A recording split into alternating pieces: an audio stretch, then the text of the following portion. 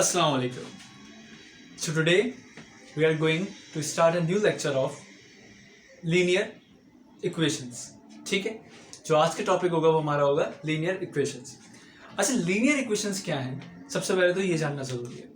तो linear equation जैसे कि मैंने यहाँ लिखा हुआ है कि linear equation are the equation of first order और first degree. अच्छा, इसका मतलब क्या है कि first order या first degree? देखिए, first order या फिर first degree, इसका मकसद ये है कि जो इक्वेशन है, कोई भी एक मैथमेटिकल एक्सप्रेशन जिसमें जो वेरिएबल होगा उसकी जो हाईएस्ट पावर होगी या जिसको आप एक्सपोनेंट भी कहते हैं, वो किसके बराबर होगी? Which is equal to 1. The highest exponent of variable equals to 1. It means कि कोई भी मैथमेटिकल एक्सप्रेशन जिसका वेरिएबल जो है, जितने भी वेरिएबल हो उसमें उनकी जो हाईएस्ट पावर हो, हाईएस्ट एक्सपोनेंट हो, वो क्या नजर आ रहा हो आपको? 1 के बराबर नजर आ रहा हो. तो फिर ऐसी इक्वेशन या ऐसा मैथमेटिकल एक्सप्रेशन क्या कहलाएगा? लीनियर इक्वेशन कहलाएगा. अच्छा, अब इसको हम थोड़ा आगे बढ़ते हैं. अगर आप ग्राफिकली देखें तो ग्राफिकली अगर इसकी रिप्रेजेंटेशन कहा जाए या ग्राफिकली इसकी डेफिनेशन कहा जाए तो कोई भी ग्राफ जिसकी स्ट्रेट लाइन बनी हो, जो भी स्ट्रेट लाइन बना हो, चाहे वो नॉर्थ के साइड पे उसका डायरेक्शन हो, साउथ पे, ईस्ट वेस्ट, डाउनवर्ड हो, अपवर्ड हो, जिस भी किस्म का हो, लेकिन विदाउट लिफ्टिंग अ पेंसिल. और अगर आप ये कहें कि आप स्ट्रेट एक लाइन ड्रॉ कर रहे हैं कि किसी भी स्टाइल में, लेकिन स्ट्रेट लाइन हो, ठीक है, उसमें कर्व्स ना हो, तो वो जो लाइन है वो बेसिकली क्या कहलाएगा कि वो जो ग्राफ है वो किस इक्वेशन का ग्राफ है? वो है लीनियर इक्वेशन का ग्राफ. ठीक है, जैसे मैंने यहाँ लिखा हुआ है, graphically an equation of a straight line is also called linear equation. अच्छा, सबसे पहले अब ये सारी बातें तो होगी, लेकिन बात यह है कि लीनियर इक्वेशन में जो ये इक्वेशन का लफ्ज है, लीनियर तो हमने समझ लिया किसको कहते हैं, इक्वेशन क्या होती है? तो इक्वेशन बेसिकली ये एक स्टेटमेंट है, यानी कोई भी जो दो एक्सप्रेशंस हो, उन दो एक्सप्रेशन जो कि सेपरेट करते हो बेसिकली इक्वल टू के साइन के साथ. ठीक है, अब वो जो दोनों मैथमेटिकल एक्सप्रेशंस हैं उनके जो वैल्यू होगी वो बराबर होनी चाहिए. अगर कोई भी दो एक्सप्रेशन, जैसे कि आप समझ लिया कहते हैं एक राइट हैंड साइड पे एक एक्सप्रेशन, लेफ्ट हैंड साइड पे एक एक्सप्रेशन है या राइट हैंड साइड पे, और इज इक्वल टू लगा हुआ है, सेपरेट हुआ हुआ, और लेफ्ट हैंड साइड पे एक एक्सप्रेशन है, तो दोनों की जो आखिर में जो वैल्यू आएगी वो बेसिकली बराबर होनी चाहिए. अगर तो वो दोनों साइड पे बराबर है, बैलेंस है, इट मीन्स वो एक्सप्रेशंस एक इक्वेशन की शक्ल में लिखे हुए हैं. ठीक है, ये बिल्कुल इक्वेशन की एक बेसिक और मेन डेफिनेशन है. ठीक है, यानी अगर आप इसको किसी भी तरीके से देखें, यानी अगर कोई वेरिएबल जिसकी वैल्यू नहीं भी लिखी हो उस वक्त, लेकिन जब वो सॉल्व होगा और उसके बाद उसमें वो वैल्यू पुट की जाएगी तो आपको नजर आएगा कि वो दोनों साइड से इक्वल है. अगर वन साइड पर 10 लिखा हुआ है तो इक्वल्स टू दूसरी साइड पर भी 10 ही वैल्यू आएगी. ठीक है, जैसे कि मैंने यहाँ पे इसको मेंशन कर दिया इस बॉक्स में, a statement that the value of two mathematical expressions are equal separated by equals to sign. अच्छा, तो यानी इक्वेशन तो ये हो गई, और लीनियर में क्या है कि इसी इक्वेशन जो दो मैथमेटिकल एक्सप्रेशन है उनमें जो वेरिएबल होंगे उसके अगर पावर हाईएस्ट पावर या हाईएस्ट एक्सपोनेंट इक्वल टू 1 होगा तो वो कहलाएगी लीनियर इक्वेशन. नहीं तो वो फिर कहलाती नॉन लीनियर इक्वेशन, यानी अगर हाईएस्ट पावर 2 हो, 3 हो तो. अच्छा, फिर बात आती है कि अगर जो इक्वेशन है, यानी जो लीनियर इक्वेशन है, उस लीनियर इक्वेशन में अगर होमोजीनियस वेरिएबल हो.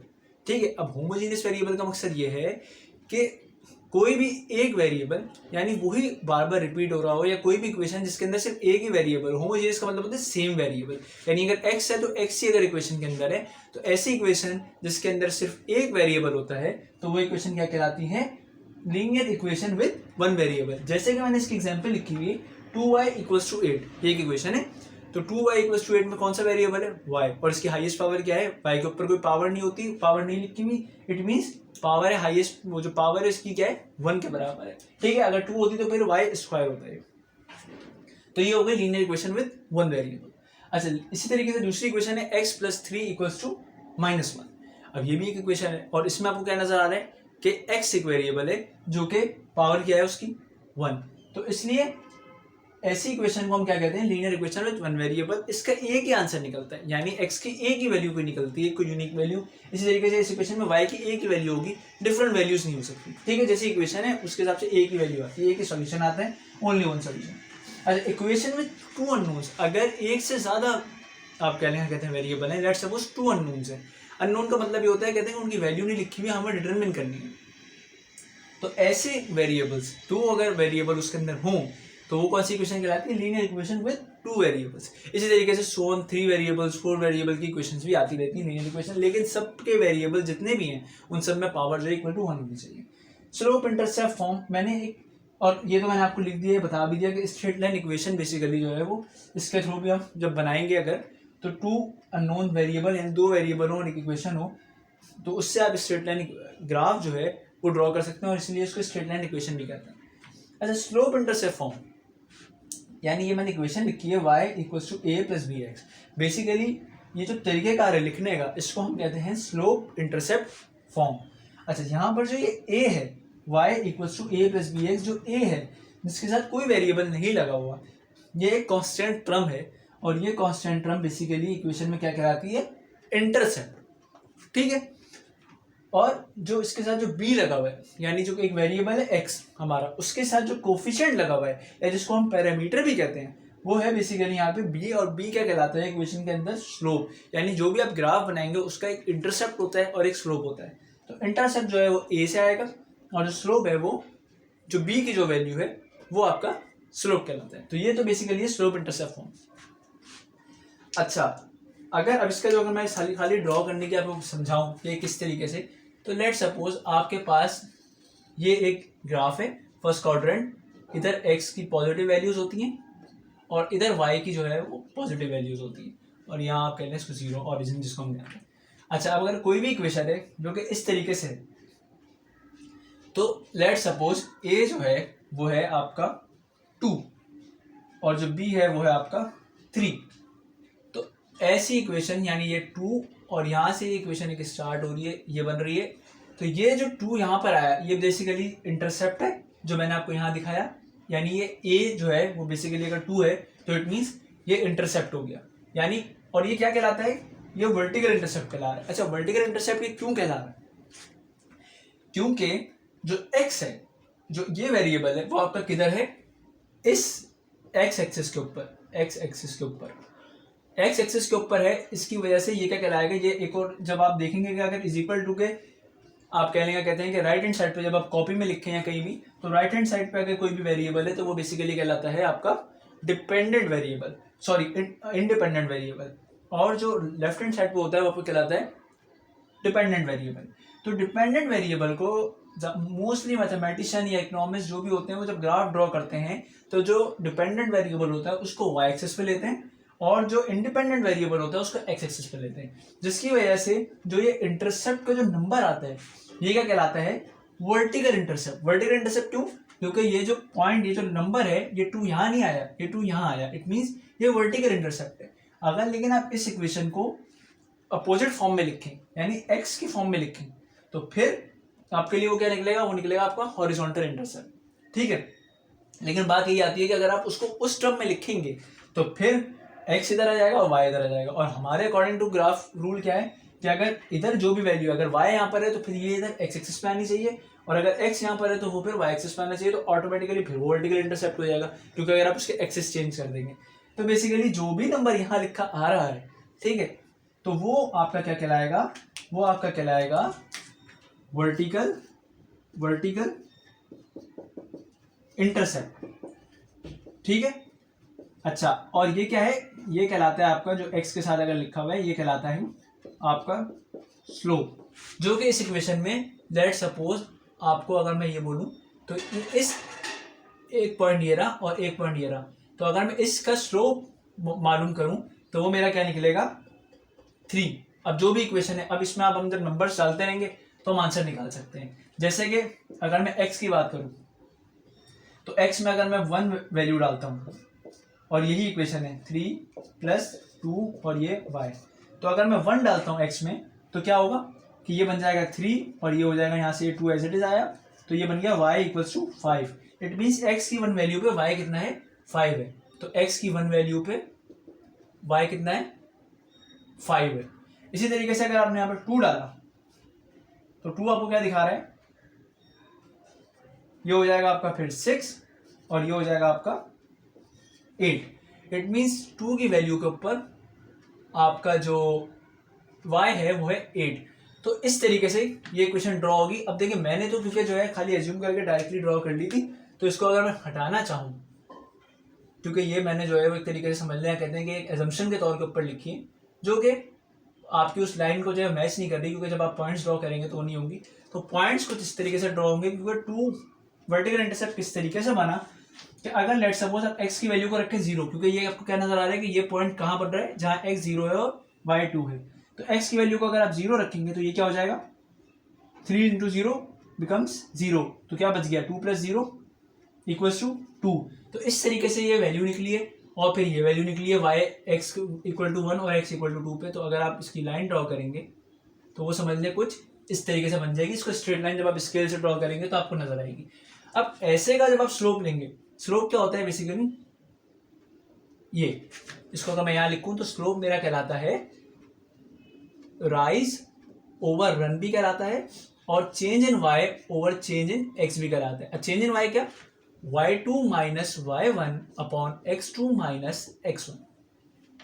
y2 क्या, वो पॉइंट जहां आप अभी हैं और जहां से आप आए हैं वो आपका कहलाता है y1, यानी कि ये पॉइंट आपका कहलाएगा, अगर आप यहां से यहां मूव कर रहे हैं तो ये है y2 और ये है y1, और x के अंदर देखा जाए तो ये है x1 और ये है x2।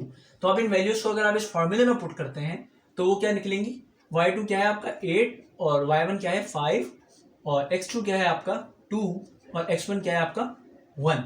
तो अब आप जब इसको देखेंगे तो ये क्या आ गया, 8 - 5 3 और 2 - 1 1, क्या है आपका स्लोप 3। और यही मैंने आपको यहाँ डायरेक्टली बता दिया था कि ये क्या है आपका स्लोप है। तो देखें इस तरीके से स्लोप निकलता है इक्वेशन का ग्राफ के तरीके से, जो मैं आपको निकाल के दिखाया। अच्छा, अब हम बात करते हैं टेबल ऑफ फॉर्म्स की। अच्छा, टेबल ऑफ फॉर्म्स आपको क्या नजर आ रहा है कि टेबल ऑफ फॉर्म्स के अंदर मैंने डिफरेंट फॉर्म लिखी है लीनियर इक्वेशंस की। अच्छा, सबसे पहले है स्लोप इंटरसेप्ट फॉर्म।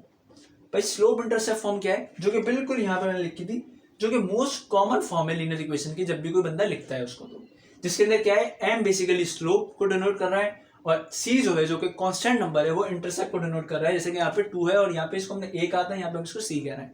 और इसकी इक्वेशन को अगर जनरल फॉर्म से हटा के कोई एक नंबर उसमें डाल दें तो वो क्या बन जाती है, ये मैथमेटिकल एक्सप्रेशन, ये y इक्वल टू 2x + 10 जैसे कि एग्जाम्पल हो गया, जिसमें 2 आपका क्या है स्लोप और 10 क्या है आपका वर्टिकल इंटरसेप्ट, और y और x आपके दो वेरिएबल्स हैं, अननोन वेरिएबल्स, और जिनकी पावर आपको 1 और 1 नजर आ रही है, कुछ नहीं है तो 1 होती है, इतनी सी लीनियर इक्वेशन है।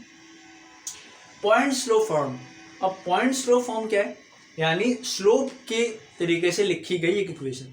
अच्छा, स्लोप के तरीके से लिखी गई इक्वेशन का क्या मकसद है, तो देखिए मैं आपको, जैसे मैंने आपको यहाँ बताया कि ये क्या है, ये बेसिकली क्या है आपका स्लोप, और स्लोप हम यहाँ पे किससे डिनोट कर रहे हैं, m से डिनोट कर रहे हैं, ठीक है। तो यानी अगर मैं इसको थोड़ा सा इधर लिखूं, m इज इक्वल टू क्या है मेरा y2 minus y1 upon x2 minus x1, ठीक है जी। इस तरीके से मेरा आप कहते हैं कि फॉर्मेशन है। तो अगर ये x2 माइनस x1 यहाँ आ जाए तो क्या हो जाएगा, ये यहाँ डिवाइड हो रहा था, ये यहाँ आएगा तो क्या बन जाएगा, x2 minus x1 into m is equal to y2 minus y1। और y2 बेसिकली क्या होता है कि y2 जो है वो पॉइंट है जहाँ आप अभी खड़े हुए, तो इसको हम y2 कभी लिखते हैं, और कभी हम इसको अगर ना भी चाहें तो हम लिखेंगे कि y की जो वैल्यू है करंट। तो इसलिए अगर हम 2 हटा दें यहाँ से तो बस ये हो जाता है कि जो अभी वैल्यू है और उससे पिछली वैल्यू, तो क्या फॉर्म बन गई, ये फॉर्म बन गई। तो बेसिकली इक्वेशन आप इस तरीके से भी लिख सकते हैं, क्योंकि जब आप इसके आंसर्स निकालेंगे, ठीक है, तो आपके पास इक्वल आंसर आएंगे। यानी कोई भी इक्वेशन हो अगर आप इस तरीके से लिखेंगे इस ग्राफिकल तरीके से, तो जो दोनों साइड होंगी वो बराबर होंगी, और बराबर होंगी तो इट मीन्स ये इक्वेशन है। और लीनियर किस तरीके से, क्या आप देख लें कहीं भी पावर जो है वो 1 से ज़्यादा नज़र नहीं आ रही। ये बेसिकली ये जो आपके लिखा हुआ है पॉइंट स्लोप फॉर्म हो गया, जिस तरीके से मैंने इसको आगे लिख दिया। General form, basically general form का मकसद ये है कि देखें 2 वेरिएबल्स हैं, तो आपने किस तरह लिखा हुआ है ax + by + c, यानी ax क्या है बेसिकली आपका जो है वो एक कहते हैं कि एक कोफिशिएंट उसका अटैच है, और x है, फिर b के साथ एक कोफिशिएंट अटैच है, और फिर c एक कांस्टेंट है। तो ये जनरल फॉर्म है, सिंपल फॉर्म, यानी इसको जब आप अगर आप प्लस माइनस से उधर लेके जाएंगे तो ये शक्ल आपकी ये शक्ल बन सकती है। कैसे कि अगर आपको y की फॉर्म में टर्म इक्वेशन को लिखना है तो आप ax को इधर लेके जाएंगे और c को भी इधर लेके जाएंगे, तो आपको क्या हो जाएगा, ये -ax हो जाएगा और ये -c हो जाएगा, और ये जो b है ये डिवाइड में आके वहाँ पे a/bx + c/x हो जाएगा, a हो जाएगा, ठीक है। तो आप बिल्कुल इस तरीके से इसको लिख सकते हैं, फिर वो आपका स्लोप बन जाएगा और इंटरसेप्ट बन जाएगा। मैंने इसको ये लिख लिया। अब ये 2 वेरिएबल है, अगर ये 1 वेरिएबल की क्वेश्चन होती तो लेट सपोज आप 1 हटा दें इसमें से, ठीक है, तो ए एक्स प्लस सी बच गया। 3 होती तो क्या होता, a x plus b y plus c z plus d, इस तरह भी लिख सकते थे। अच्छा, इंटरसेप्ट फॉर्म क्या होती है? इंटरसेप्ट फॉर्म बेसिकली आप ये समझ लें कि जैसे कि कोई भी इक्वेशन मैंने लिखी है, मैं अगर यहाँ लिखूँ कि 2x प्लस 3y या 2x plus 4y equals to 40, ठीक है। अच्छा, अब ये 40 को अगर मैं इधर ले आता हूँ तो ये क्या होगा, 2x plus 4y equals to 1, यहाँ पे रह जाएगा, कुछ नहीं रहा तो ये इधर आ जाएगा, तो ये क्या हो जाएगा आपका इक्वल्स टू, यानी अगर हम हर साइड को डिवाइड करते हैं 40 से तो बेसिकली क्या होगा, इधर भी 40 आ जाएगा, इधर भी 40 आ जाएगा, और यहाँ भी ये 40 और इसको भी डिवाइड करें 40 से तो 40 डिवाइड बाई 41 रह जाएगा। तो अगर इसको जब कैंसिल आउट करेंगे तो क्या बच जाएगा, x 20 और plus y upon 10 equals to 1। अच्छा, अब इस तरीके से जो ये चीज़ आई है ये बेसिकली क्या है, ये इंटरसेप्ट फॉर्म है। ये x का इंटरसेप्ट आ गया, ये y का इंटरसेप्ट आ गया, यानी अगर आप ग्राफ ड्रॉ करते हैं तो y जो है वो 10 आपका एक मैक्सिमम वैल्यू है और x जो है आपका वो 20 है। यानी अगर कोई ग्राफ आप ड्रॉ करें तो ये आपके दोनों के साइड के इंटरसेप्ट वर्टिकल हॉरिजॉन्टल आपको यहाँ से नजर आ रहे हैं, दोनों के नीचे की वैल्यूज। तो इस तरीके से भी आप इक्वेशन लिखेंगे, तो जब भी आप कोई नंबर डालेंगे उसको डिवाइड करेंगे 20 से, और यहाँ पे x और y के जो भी मैक्सिमम नंबर्स होंगे जब आप उनको डिवाइड करेंगे तो आखिर में आपका 1 आंसर आएगा। इट मीन्स ये भी लीनियर, ये भी इक्वेशन हो गई। अच्छा, as a function y is equal to f x is equal to x plus c. अच्छा, एफ एक्स और एक्स प्लस सी, इसका मकसद क्या है कि एक फंक्शन है y is a function of x, और फंक्शन ऑफ x क्या हो सकता है, कुछ भी हो सकता है, किसी भी फॉर्म में लिखा हो सकता है। तो यहाँ क्या लिखा हुआ है, x प्लस सी, यानी कोई x वेरिएबल और साथ में कांस्टेंट। x क्या है, x वही फिर बात आती है कि वो एक वेरिएबल है, उसकी पावर क्या है 1 है, इट मीन्स ये लीनियर इक्वेशन है, ठीक है, जैसे कि x प्लस 4। अच्छा, आइडेंटिटी फंक्शन क्या होता है? आइडेंटिटी फंक्शन का मकसद ये है कि ये वो फंक्शन है जिसमें आप जो भी वैल्यू डालोगे आपको रिटर्न में वही वैल्यू मिलेगी। जैसे कि लेट सपोज आप फंक्शन ऑफ x क्या है, x के बराबर है, यानी अगर मैं कहता हूं कि x की वैल्यू 2 है तो फंक्शन ऑफ x क्या होगा, वो भी 2 हो जाएगा, क्योंकि x अगर 2 है, जैसे कि हम यहाँ देखें तो अगर function of x let suppose x की वैल्यू में डालता हूँ 2 तो पूरे की वैल्यू 2 नहीं आएगी, मेरा देखो कांस्टेंट नंबर भी है साथ में। जैसे यहाँ अगर मैं 2 डालता हूँ तो फंक्शन ऑफ 2 क्या हो जाएगा, फंक्शन ऑफ 2 आपका जो है वो बेसिकली क्या बन जाएगा, 2 + 4 6, जबकि यहाँ क्या होगा, फंक्शन ऑफ 2 ही बनेगा। तो ऐसे फंक्शन को जो नंबर आप डालें रिटर्न में भी आपको वही नंबर दे, तो ये आइडेंटिटी फंक्शन कहलाता है। यानी इसके अलावा आपको कोई दूसरा नंबर नहीं मिलता, जो आपने आर्ग्यूमेंट में डाला होता है वही आपका आंसर गया आता है। कांस्टेंट फंक्शन ये होता है कि ये किसी भी वैल्यू ऑफ x के ऊपर एक ही होता है, यानी f of x function of x से बराबर है 6 के। तो अब आप x2 डालें, x3 डालें, x4 डालें, आपका जो आंसर है वो 6 ही आना है। यानी क्योंकि आगे आप देख रहे हैं इक्वेशन में कोई x है ही नहीं, इट मीन्स ये नंबर का कोई फायदा नहीं है, आप x की कोई भी वैल्यू दे दें 6 ही रहेगी। यानी जो ग्राफ अगर आप बनाएंगे x का, तो अगर आप कहते हैं कि भाई x लेट सपोज ये y is a function of x है, तो मैं कह रहा हूँ कि भाई ये मेरी इक्वेशन है, ये मेरी डायग्राम है, और y जो है वो जनाब 6 के बराबर है, तो ये हो गया 6। अब x की वैल्यू अगर मैं 1 डाल रहा हूँ तो भी मेरा 6 ही आएगा, मैं 2 डाल रहा हूँ तो भी मेरा 6 ही आएगा, मैं 3 डाल रहा हूँ तो भी मेरा 6 ही आएगा। यानी ये एक लाइन स्ट्रेट बन जाएगी इस तरीके से, कांस्टेंट लाइन जो हम कहते हैं। तो आई होप आपको ये चीज़ समझ आई होगी, लीनियर इक्वेशन समझ आई होगी। तो अगली क्लास में जो हम पढ़ेंगे वो हम पढ़ेंगे लीनियर इक्वेशंस की और आगे की फॉर्म और किस तरीके से साइमल्टेनियसली ये इक्वेशन सॉल्व होती हैं। क्योंकि अभी तो सिंपल तरीका ये है कि वन इक्वेशन को आप सॉल्व करने के लिए सिंपल आप ये कर सकते हैं कि ये 2y = 8 लिखा हुआ है, 2y = 8 है, तो आप इसको y = 2 इधर आ जाएगा, तो 8 / 2 क्योंकि यहाँ मल्टीप्लाई हो रहा है तो ये आ जाएगा 4। ये तो इस तरीके से सॉल्व हो जाएगी। इसको सॉल्व करना मैंने आपको तरीका सिखा दिया कि लेट सपोज आप डिफरेंट नंबर्स डालते रहेंगे तो आपके पास y की एक नई वैल्यू आती रहेगी। और जब आप ऐसी इक्वेशंस को हम जब आगे सॉल्व करेंगे तो वहाँ क्या होगा कि 2 इक्वेशन होंगी, 2 अननोन वेरिएबल्स की या 3 अननोन वेरिएबल्स की, और जब हम उसको साइमल्टेनियसली सॉल्व करेंगे तो फिर किस तरीके से आंसर निकलेंगे, फिर किस तरीके से एक पर्टिकुलर वैल्यू निकलेगी y और x की, वो हम इसकी अगली क्लास में देखेंगे। आई होप आपको ये चीज़ें समझ आई होंगी। मुझे ज़रूर इसका फीडबैक दीजिएगा मेरे चैनल के ऊपर और मेरे कमेंट्स में। Thank you.